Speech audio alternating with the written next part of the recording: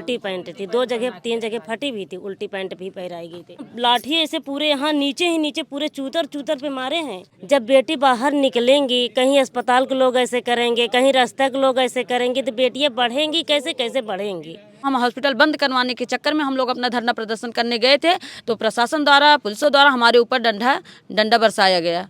उस समय वो जिंदा होती है, लगभग आधा घंटे का समय था, लेकिन कोमल भारती की मां को उससे मिलवाया नहीं गया। दर्शक न्यूज़ 24 में आप सब लोगों को बहुत बहुत स्वागत है। मैं हूं आपके साथ आर.के. निषाद और अभी इस वक्त हम मौजूद हैं प्रतापगढ़ जनपद के रानीगंज थाना क्षेत्र के वासी गांव में।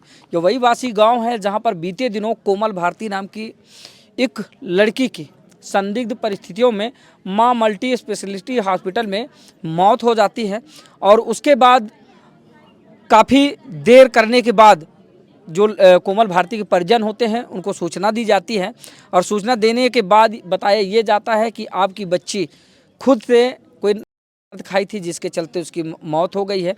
परिजन काफ़ी हताहत होते हैं, परेशान होते हैं और फिर उसके बाद जब वो मृत अवस्था में कोमल भारती को देखते हैं तो उसकी बॉडी का रवैया देखकर लोग बाग शक जताते हैं कि इसके साथ सामूहिक दुष्कर्म हुआ है और अस्पताल के ही स्टाफ के लोगों ने किया है। जब ये लोग ऐसा देखते हैं कि हमें लगता है कि न्याय नहीं मिलेगा तो ये बॉडी को लेकर जाते हैं और उसी हॉस्पिटल के सामने रखकर प्रदर्शन करना शुरू कर देते हैं। ऐसे में प्रशासन को भनक लगती है, प्रशासन वहाँ पर पहुँचता है। देखते ही देखते वहाँ पर हजारों लोगों का एक जत्था इकट्ठा हो जाता है, यानी कि ग्रामीण लोग इकट्ठा हो जाते हैं और उसके बाद पुलिस आती है। पुलिस भीड़ को तितर बितर करने के लिए लाठियां भागती है, जिसमें ग्रामीणों के द्वारा भी पथराव किया जाता है, जिसमें जो रानीगंज सीओ हैं वो भी घायल हो जाते हैं, बहुत सारे पुलिसकर्मी भी घायल होते हैं। उधर लाठियों की वजह से महिलाओं को भी चोटें आई हैं, बहुत सारी महिलाओं को मतलब इतना मारा गया कि वो बता भी नहीं सकती, दिखा भी नहीं सकती कि हमें कहाँ और कैसे कितना मारा गया है। अब आप समझ सकते हैं। और अभी उसी पीड़ित परिवार में हम मौजूद हैं। लगातार देखा जाए तो बहन बेटियों पर जुल्म, अन्याय, अत्याचार बढ़ रहे हैं और आरोपियों के हौसले बुलंद हैं, क्योंकि जब तक कोई ठोस कार्रवाई नहीं होगी, कोई ठोस निर्णय नहीं होगा, तब तक ऐसे ही अपराधियों के हौसले बुलंद रहेंगे। बताइए, जो कोमल भारती थी वो इस परिवार का भरण पोषण करने वाली इकलौती बेटी थी। उसको बेटा कह लीजिए या पति कह लीजिए या फिर बेटी तो वो थी ही या फिर बहन कह लीजिए, यानी कि सर्वे सर्वा सिर्फ वो बेटी थी। माँ विकलांग है, बाप है नहीं और 2 बहनें हैं जिसमें सबसे बड़ी थी कोमल भारती। तो आइए थोड़ा सा बातचीत करते हैं कि दरअसल उस दिन का क्या कुछ मामला था, कैसे उसकी मौत हुई, क्या हकीकत में जो इन लोगों द्वारा बताया जा रहा है कि उसके साथ सामूहिक दुष्कर्म हुआ है, इसमें क्या कुछ सच्चाई है और अभी तक कार्रवाई किस स्तर तक हुई है। क्या नाम हुआ आपका? हमारा नाम शारदा सरोज है, हम बासी आधारगंज से बोल रहे हैं और कोमल हमारी भतीजी थी। भतीजी थी? जी हाँ। कैसी लड़की थी पहले तो? कोमल एक बहुत ही अच्छी लड़की थी, बहुत सरल स्वभाव, बहुत ही सरल स्वभाव की थी। उसका मतलब कभी किसी लड़के से कोई अटैच नहीं था हमारी जानकारी के मुताबिक। और वो मतलब हॉस्पिटल में भी उसका कोई अगर ऐसा होता या कुछ भी होता तो अपनी बहन, अपनी माँ या कभी हम लोगों से शेयर करती। उसका कोई ऐसा मतलब नहीं था कुछ। यानी कि जो हॉस्पिटल के लोगों के द्वारा जो बताया गया कि कोई पदार्थ खाई थी, तो कुल मिला के वो साहसी बेटी थी, वो ऐसा कर नहीं सकती। जी नहीं, वो यहाँ से घर से कभी नहीं करके जा सकती। अगर वो दुर्गागंज बाजार माँ मल्टी स्पेशलिस्ट हॉस्पिटल यहाँ से हमारे घर से 5 किलोमीटर दूर पर है। हाँ। अगर और वो लड़की साइकिल से जाती थी, वो बिटिया अगर खा के घर से जाती तो उतनी दूर कैसे पहुँच पाती। बिल्कुल सही कहा आपने, आपकी बात जायज़ जी। और उसके बाद वहाँ पहुँचने के बाद वो ग्राम सभा कसेरुआ के 3-4 बता रहे हैं कि अभी मतलब 5-6 लोगों का इलाज भी की, दवा दी उन्हें, मतलब इंजेक्शन भी दिया और वो एकदम ठीक थी। उसके बाद मतलब 1-2 घंटे बाद उसके माँ को कॉल आता है हॉस्पिटल द्वारा, उसके फ़ोन से नहीं, हॉस्पिटल द्वारा कॉल आता है कि आपकी बेटी की तबीयत ज़्यादा ख़राब है। माँ और एक मतलब पड़ोस का लड़का उससे मिलने के लिए गए, लेकिन उसको माँ को वहाँ बिटिया से मिलने नहीं दिया गया और बोला कि मतलब गेट के अंदर एंट्री भी नहीं करने दिए, गेट के बाहर रखा और बोला कि आपकी बिटिया का इलाज चल रहा है। जी हाँ। कुल मिला के कोमल भारती घर से हंसी खुशी और खाना पीना खा के पूरे होशो हवास में घर से निकलती हैं, हॉस्पिटल जाती हैं। बुलाया गया है, जब उनकी माँ को बुलाया गया है तो माना माँ तो पहुँच गई आधा घंटा पहले ही वहाँ, तब बेटी मरी नहीं थी। तो जब माँ को बुलाया तो माँ को मिलवाना भी तो चाहिए बेटी से। मिलवाना चाहिए ना। अगर माँ मिलती अपनी बेटी से तो बेटी कुछ तो बताती कि माँ मेरे का तकलीफ है, माँ में हमारे साथ क्या किया गया है, क्या नहीं किया है, क्यों नहीं मिलवाया गया। बहुत बड़ा सवाल, और इसी सवाल की खोज में हम लगे थे। बहुत सारे इंटरव्यूज आए, बहुत सारे लोगों ने बयान लिया, लेकिन मैं इसी बात की खोज करने में लगा था कि दरअसल मैं उन तथ्यों को तो जानूं जिसके आधार पर ये लोग ये आशंका जता रहे हैं कि दरअसल उसके साथ सामूहिक दुष्कर्म हुआ है। पूरा मामला यहाँ से पकड़ में आता है और धीरे धीरे हम आगे बढ़ते हैं, पूरी बात का खुलासा होगा कि दरअसल जिस समय इनको बताया जाता है कि कोमल भारती की अचानक तबीयत खराब हो गई है, तो यहाँ से उनके परिजन पहुँचते हैं, तो उनकी माँ पहुँचती है जब, तो कोमल जिंदा होती है, है ना। उस समय वो जिंदा होती है, लगभग आधा घंटे का समय था, लेकिन कोमल भारती की माँ को उससे मिलवाया नहीं गया और फिर उसके बाद मृत अवस्था में उसको मिलवाया गया। क्या कुछ था अभी, फिर आगे बताइए। जब यहाँ से माँ जाती है तो माँ को बेटी से मिलवाया नहीं जाता। जब माँ कहती मेरी बेटी से मिलवाओ तो कहना भाई तुम्हारी बेटी का इलाज चल रहा है। इलाज चल रहा है। हाँ, इलाज चल रहा है। फिर कहा जब थोड़ा एम्बुलेंस में लादने लगे तो फिर कहन क्या हुआ मेरी बेटी, कहन यहाँ इलाज नहीं ठीक हो पा रहा है, प्रतापगढ़ ले चल रहे हैं। तो एम्बुलेंस में बेटी को लाद लिया। जब प्रतापगढ़ ले जाने के बहाना माँ भी आ रही है पीछे पीछे, और जब यहाँ गेट के अंदर जो कसरुआ गेट नहीं है, जब अंदर आने लगे माँ कह रही है तो मेरे घर का रास्ता है। कहन घर के नहीं, इसी रास्ते से चलेंगे प्रतापगढ़। प्रतापगढ़ बता के और घर पहुँचाने लगे। घर पहुंचा दिया मट्टी, प्रतापगढ़ बता के लहास लिया के घर पहुंचा दिया। और जब घर लेके आए हम लोग दौड़ आए, क्या हुआ क्या हुआ। मेरी बेटी बोली एम्बुलेंस आ गई मम्मी। दौड़ के आए, क्या हुआ, तो कहें कि कोमल मतलब मर गई। तो हमने कहा कैसे कोमल मर गई, बेटी अच्छी खासी बना के खा के साइकिल से चल के गई और 6:30 बजे गई, 9 बजे लहास आई, तो कैसे मर गई। तो कहें घर खा के गई थी। तो हमने कहा जब घर खा के गई थी तो तुम्हें कैसे पता चला कि घर खा के गई है। और फिर जब माँ को बोला तो कहा माँ से नहीं मिलवाया। फिर उन लोगों ने कुछ नहीं बोला, खड़े थे। फिर कहें लहास उतारो। हम लोगों ने कहा एम्बुलेंस से लहास नहीं उतरेगी जब तक कि पुलिस नहीं आ जाएगी। अब पुलिस भी आई, हम लोगों ने कहा FIR दर्ज करो, पुलिस कुछ भी नहीं की। रात भी यहाँ 2-2:30 बजे भी पुलिस टहल रही थी। जब उन लोगों को हमने जो लेके आए थे पकड़े थे, जब भी जाने नहीं दिए तब भी पुलिस गई नहीं। और जब उन लोगों से फुसर फसर करके फिर उन लोगों को जब लेके चली गई पुलिस, तो चली गई सबको। यहाँ पुलिस चले गए, सिर्फ 2 पुलिस बचे। वो लोग तो यहाँ से लेके निकल गए। तब से कोमल के कोई अस्पताल के खोज बीन करने नहीं आया कि कोमल कैसे है कैसे नहीं, क्या हुआ क्या नहीं, कुछ भी नहीं। हम सब यहाँ इतनी देर भी लहास रखे कि अब FIR हो जाए, FIR पर FIR नहीं हुआ। तो हम लोगों ने हॉस्पिटल बंद हुई, हॉस्पिटल चालू थी सुबह। अगर कोई भी घटना, जी हाँ, अगर कोई भी घटना हॉस्पिटल द्वारा होती, अगर हॉस्पिटल में बच्चे की मृत्यु हो गई और बच्चे का शव घर पे लाया गया, लेकिन हॉस्पिटल से तो कोई को आना चाहिए कि सुझाव देने, उसकी माँ को समझाने बुझाने, परिजनों को समझाने आया कि हाँ चलो जाने दो आपकी बिटिया के साथ। हॉस्पिटल से क्यों नहीं आए, और हॉस्पिटल खुली थी। इसी को हम हॉस्पिटल बंद करवाने के चक्कर में हम लोग अपना धरना प्रदर्शन करने गए थे, तो प्रशासन द्वारा, पुलिसों द्वारा हमारे ऊपर डंडा बरसाया गया। अच्छा, मतलब कि पहले तो माँ जब हॉस्पिटल पहुँचती है तो उसकी बेटी से उसको मिलवाया नहीं जाता है, और उसके बाद जब बेटी यानी कि ख़त्म हो जाती है, जब वो एक्सपायर हो जाती है, तब माँ को बताया जाता है कि इसकी तबीयत ज़्यादा सीरियस है, अब इसको प्रतापगढ़ यानी कि जिला अस्पताल लेकर चलना पड़ेगा। जिला अस्पताल ले जाने के बहाने वो लोग सीधा बॉडी को एम्बुलेंस में लाते हैं और लाकर घर में देते हैं। और उसके बाद ये लोग जो पहुँचते हैं कि कॉल करते हैं, पुलिस आती है, पुलिस मौके पर इधर उधर समझा बुझा के चली जाती है। लेकिन उसके बावजूद जब इन लोगों को लगता है कि हमें न्याय नहीं मिलेगा, अब इस मामले में लीपापोती होने की आशंका, तो ये लोग उस बॉडी को लेकर हॉस्पिटल के सामने पहुंच जाते हैं प्रदर्शन करने के लिए। हॉस्पिटल के सामने जब पहुंच गए, पहले चौके में गए, चौके में भी नहीं FIR हुआ। फिर हॉस्पिटल के सामने पहुंच गए, किनारे लाश रख कर हम लोग के किनारे बैठ गए। तो फिर वो पुलिस वहाँ थी, कुछ भी नहीं कहा कि तुम लोग साइड हो जाओ कि ना हो, बस वो लाठीचार्ज करने लगे।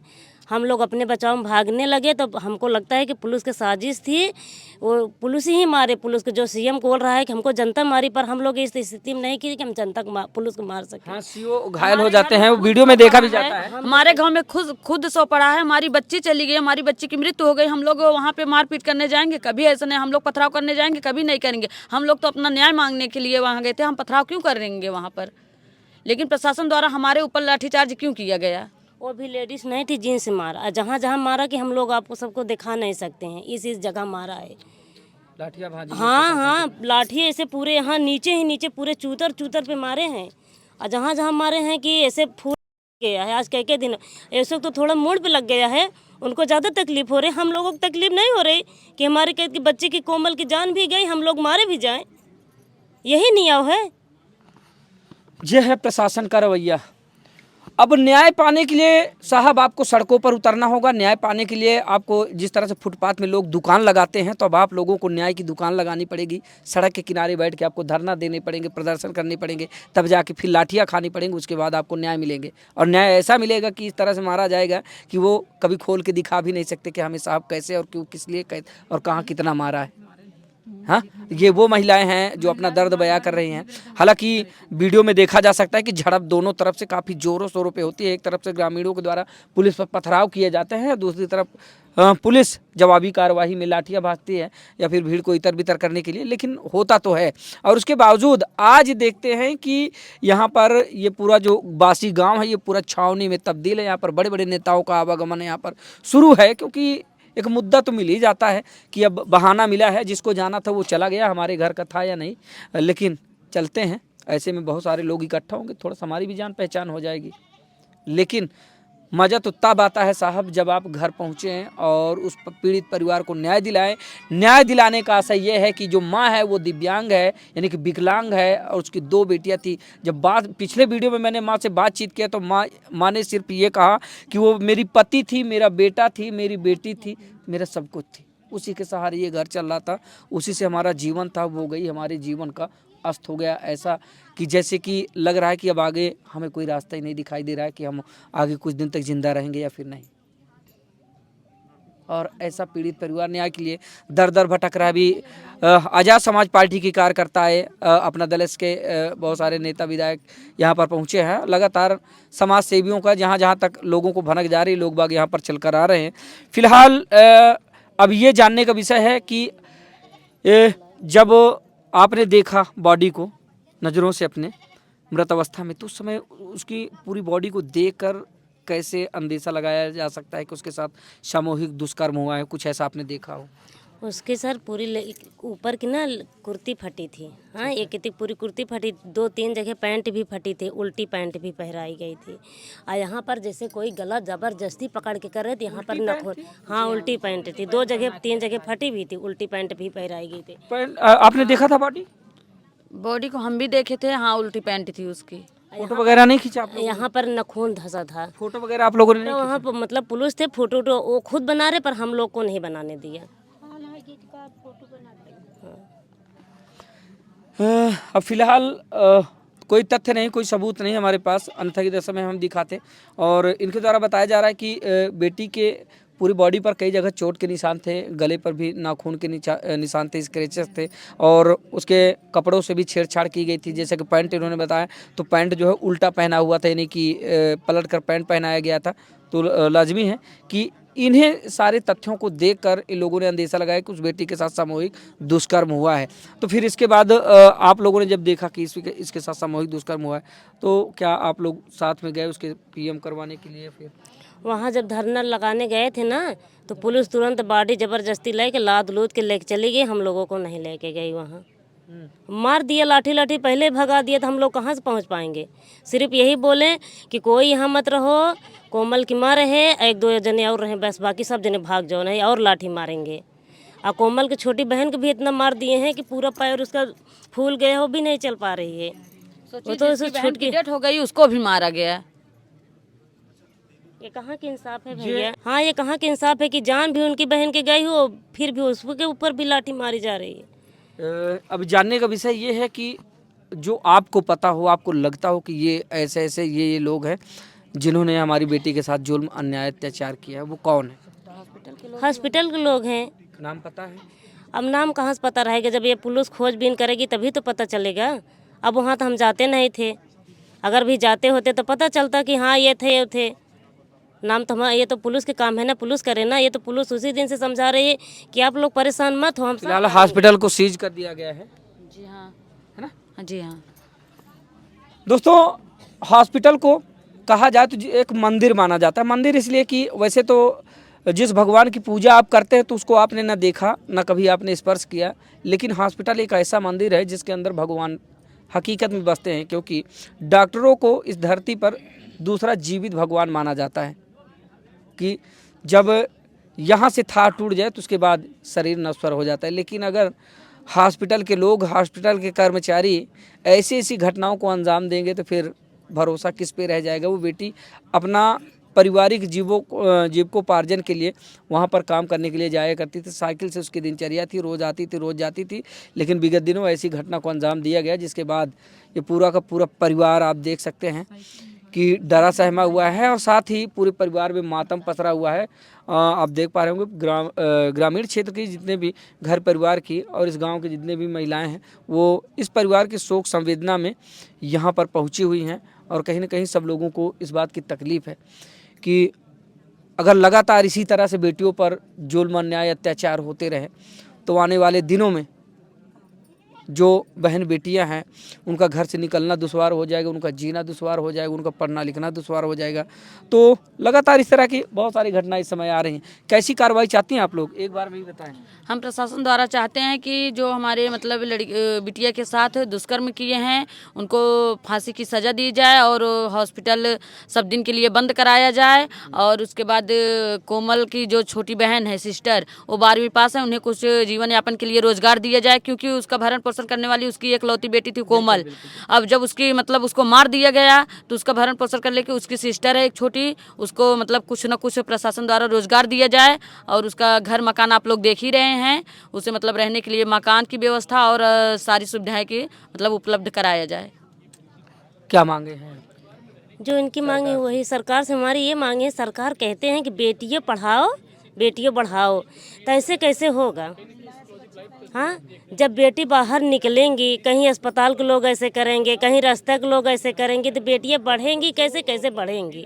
जब बचेंगी बेटियां तभी पढ़ेंगी, तभी पढ़ेंगी ना। तो इस पे लिए सरकार जो करे हैं दुष्कर्म में उनकी फांसी की सजा हमें चाहिए और उसकी छोटी बहन को रोजगार भी चाहिए। अब मकान आप लोग देख भी रहे हैं, अब विकलांग माँ है वो भी देख रहे हैं। तो हम यही चाहते हैं सरकार के ना इस पे कड़ी कड़ी कार्रवाई रहनी चाहिए। फिलहाल पुलिस अधीक्षक प्रतापगढ़ के द्वारा कल अपना बयान जारी कर सांत्वना पीड़ित परिवार को दी गई है। उनके द्वारा बयान दिया गया है कि बहुत जल्द पारदर्शी तरीके से इस पूरे प्रकरण को संज्ञान में लेते हुए वीडियोग्राफी के जरिए पोस्टमार्टम कराया जाएगा और जिन जिन संदिग्धों का इन लोगों ने नाम बताया उनको गिरफ्तार कर लिया गया है। और फिलहाल जिस हॉस्पिटल में इस घटना को अंजाम दिया गया तो उस हॉस्पिटल को पूरी तरह से सील कर दिया गया है और अभी उसमें कार्यवाही प्रचलित है। साथ ही पुलिस अधीक्षक महोदय के द्वारा ये भी कहा गया कि वीडियोग्राफी के जरिए पोस्टमार्टम रिपोर्ट के बाद जो भी तथ्य सामने आएंगे उसके तहत कड़ी से कड़ी विधिक कानूनी कार्यवाही की जाएगी। वहीं पर पीड़ित परिवार की मांग ये है कि साहब विकलांग माँ है, उसकी 2 बेटियां थी, सबसे बड़ी कोमल भारती थी, उसके बाद एक छोटी बहन है। अब तो इनका पूरा संसार उजड़ गया, इनकी पूरी दुनिया उजड़ गई। घास फूस की एक झोपड़ी है, कच्चा मकान है और जीविका चलाने के लिए इनके पास कोई संसाधन नहीं। सिर्फ वही एक बेटी थी जो मेहनत मजदूरी कर, यानी कि एक प्रकार से मजदूरी ही थी, हॉस्पिटल में करती थी। उसने जो है किसी तरह से अपना जीवन यापन इस परिवार का संभाल रखी थी। लेकिन अब उसके जाने के बाद ये परिवार पूरी तरह से अस्त व्यस्त हो चुका है। तो आप लोगों को क्या लगता है दोस्तों कि इस परिवार को कैसा न्याय मिलना चाहिए? फिलहाल पीड़ित परिवार के द्वारा ये मांग की जा रही है कि कोमल भारती की जो छोटी बहन है वो 12वीं तक पढ़ी है, उसको सरकारी नौकरी दी जाए, साथ ही एक इनको आवास दिया जाए, सहायता के राशि में उत्तर प्रदेश सरकार के द्वारा कुछ धनराशि दी जाए, साथ ही इनको कृषि हेतु कुछ भूमि का टुकड़ा दिया जाए। फिलहाल दोस्तों इस पूरी खबर को सुनने और जानने के बाद आप लोगों को क्या लगता है कमेंट करके जरूर बताइएगा। तो मिलते हैं फिर किसी दूसरी खबर में, तब तक के लिए नमस्कार।